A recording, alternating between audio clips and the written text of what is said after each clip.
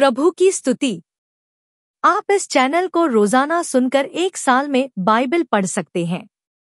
Please subscribe and support. आज के Bible अध्याय। यशायाह भविष्यवक्ता की पुस्तक अध्याय 15। यशायाह अध्याय 15। मोआब के विषय भारी भविष्यवाणी। निश्चय मोआब का आर नगर एक ही रात में उजाड़ और नाश हो गया है। निश्चय मोआब का कीर नगर एक ही रात में उजाड़ और नाश हो गया है। बैत और दिबोन ऊंचे स्थानों पर रोने के लिए चढ़ गए हैं। नबो और मेदबा के ऊपर मोआब हाय हाय करता है। उन सबों के सिर मुड़े हुए और सबों की दाढ़ियां मुंडी हुई है। सड़कों में लोग टाट पहने, छतों पर और चौकों में सब कोई आंसू बहाते हुए हाय हाय करते हैं। और हेशबोन और एलाले चिल्ला रहे हैं। उनका शब्द यहस तक सुनाई पड़ता है। इस कारण वो मोआब के हथियारबंद लोग चिल्ला रहे हैं। उसका जी उदास है।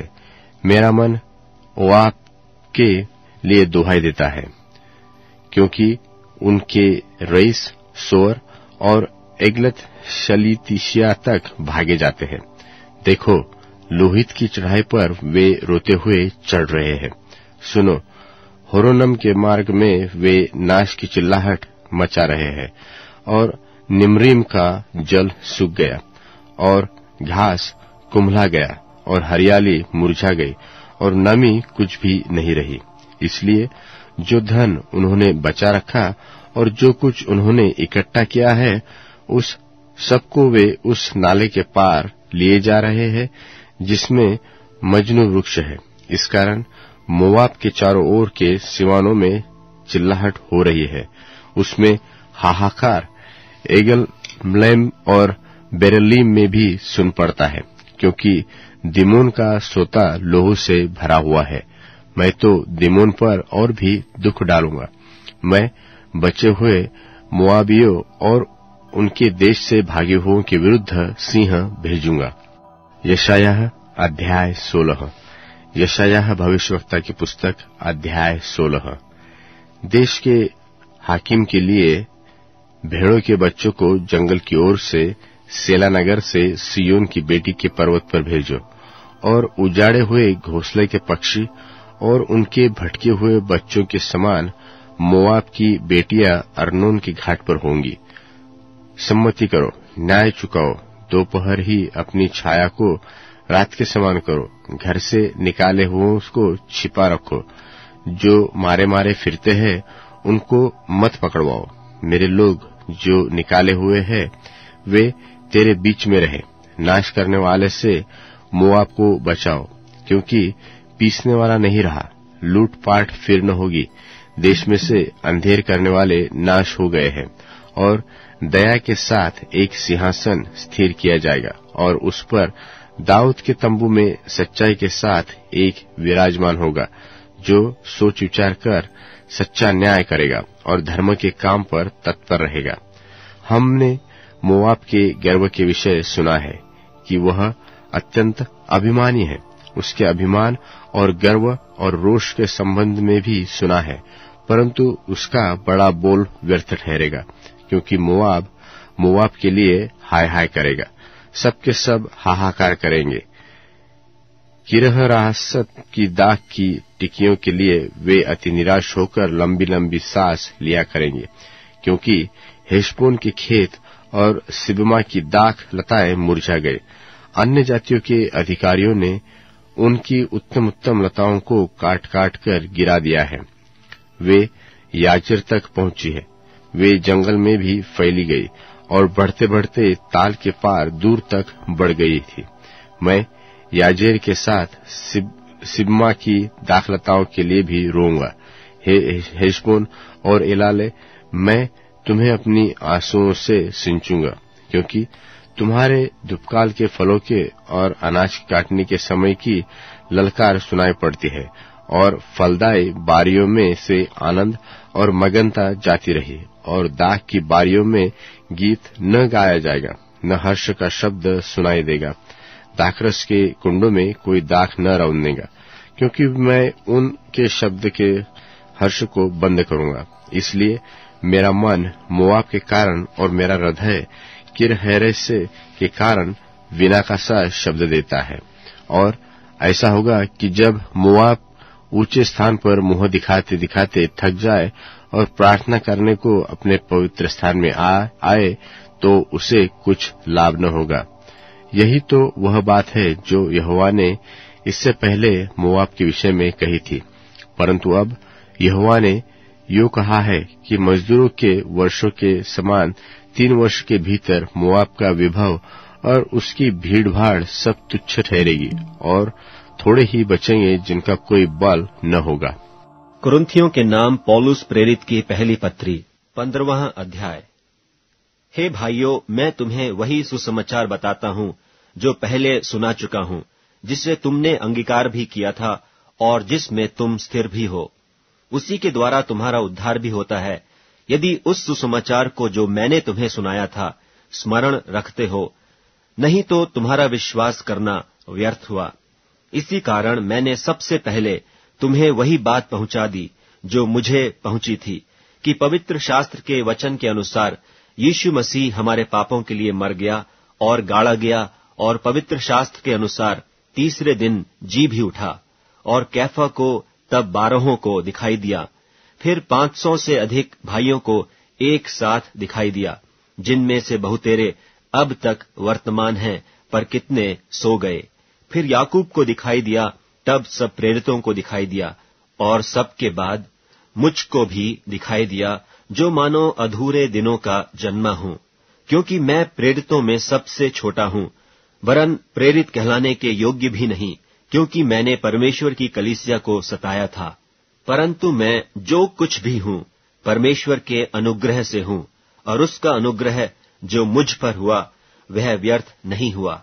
परंतु मैंने उन सब से बढ़कर परिश्रम भी किया, तो भी यह मेरी ओर से नहीं हुआ, परंतु परमेश्वर के अनुग्रह से जो मुझ पर था। सो चाहे मैं हूं चाहे वे हों, हम यही प्रचार करते हैं, और इसी पर तुमने विश्वास भी किया। सो जबकि मसीह का यह प्रचार किया जाता है कि वह मरे हुओं में से जी उठा, तो तुम में से कितने क्यों कर कहते हैं कि मरे हुओं का पुनरुत्थान है ही नहीं। यदि मरे हुओं का पुनरुत्थान ही नहीं, तो मसीह भी नहीं जी उठा, और यदि मसीह नहीं जी उठा, तो हमारा प्रचार करना भी व्यर्थ है, और तुम्हारा विश्वास भी व्यर्थ है। वरन हम परमेश्वर के झूठे गवाह ठहरे, क्योंकि हमने परमेश्वर के विषय में यह गवाही दी कि उसने मसीह को जिला दिया, यद्यपि नहीं जिलाया, यदि मरे हुए नहीं जी उठते। और यदि मुर्दे नहीं जी उठते, तो मसीह भी नहीं जी उठा, और यदि मसीह नहीं जी उठा, तो तुम्हारा विश्वास व्यर्थ है, और तुम अब तक अपने पापों में फंसे हो। वरन जो मसीह में सो गए हैं वे भी नाश हुए। यदि हम केवल इसी जीवन में मसीह से आशा रखते हैं, तो हम सब मनुष्यों से अधिक अभागे हैं। परंतु सचमुच मसीह मुर्दों में से जी उठा है, और जो सो गए हैं उनमें पहला फल हुआ। क्योंकि जब मनुष्य के द्वारा मृत्यु आई, तो मनुष्य ही के द्वारा मरे हुओं का पुनरुत्थान भी आया। और जैसे आदम में सब मरते हैं, वैसा ही मसीह में सब जिलाए जाएंगे। परंतु हर एक अपनी अपनी बारी से, पहला फल मसीह, फिर मसीह के आने पर उसके लोग। इसके बाद अंत होगा।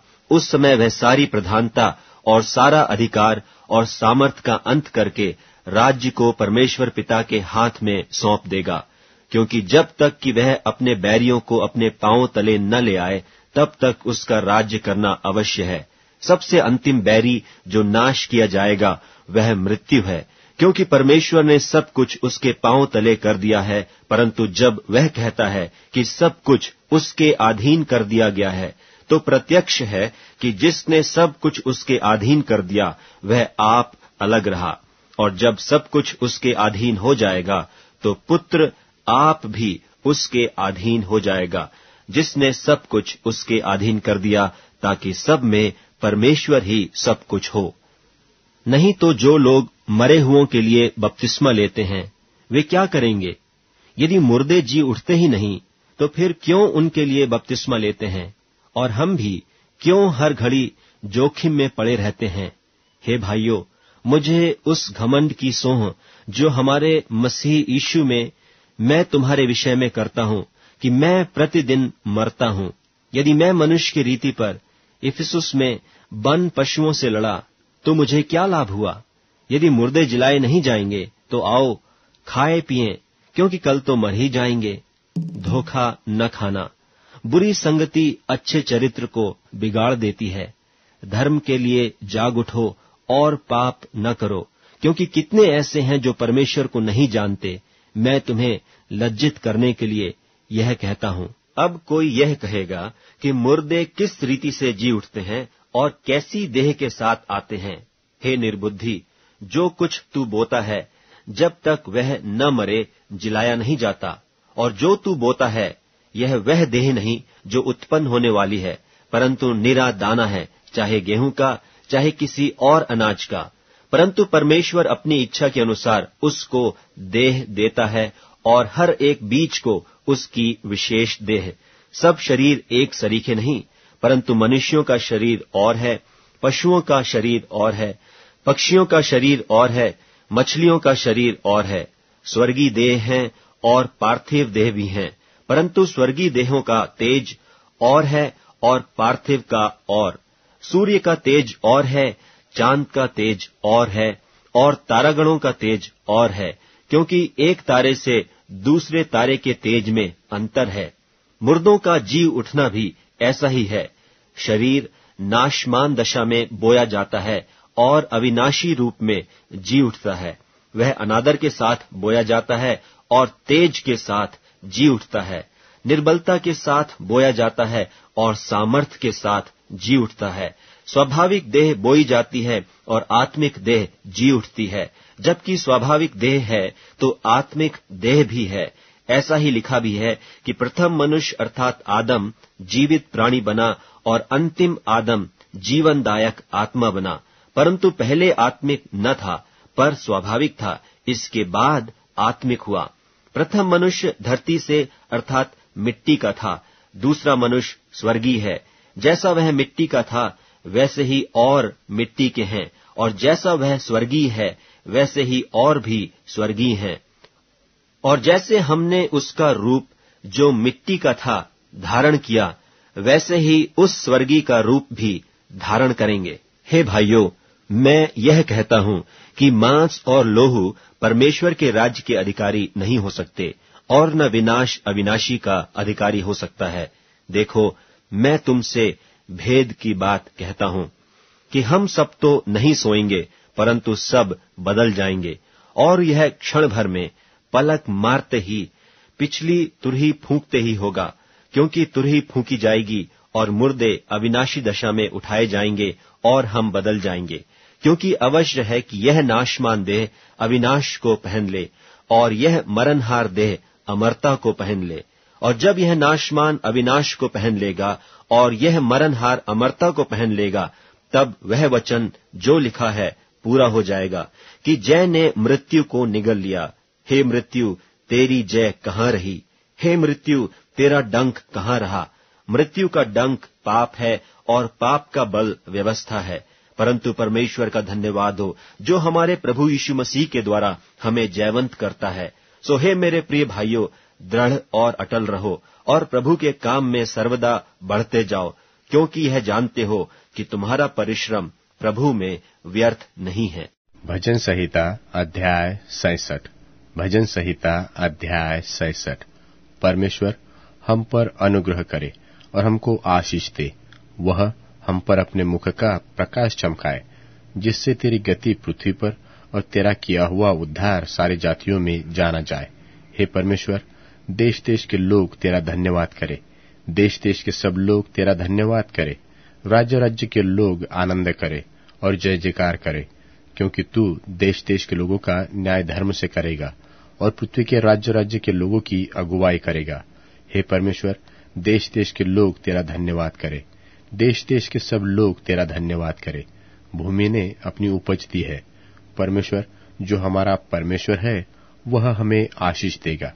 परमेश्वर हमको आशीष देगा और पृथ्वी के दूर दूर के देशों के सब लोग उसका भय मानेंगे। अब Amazon music, tune in Spotify और यूट्यूब म्यूजिक में उपलब्ध है। Please follow it.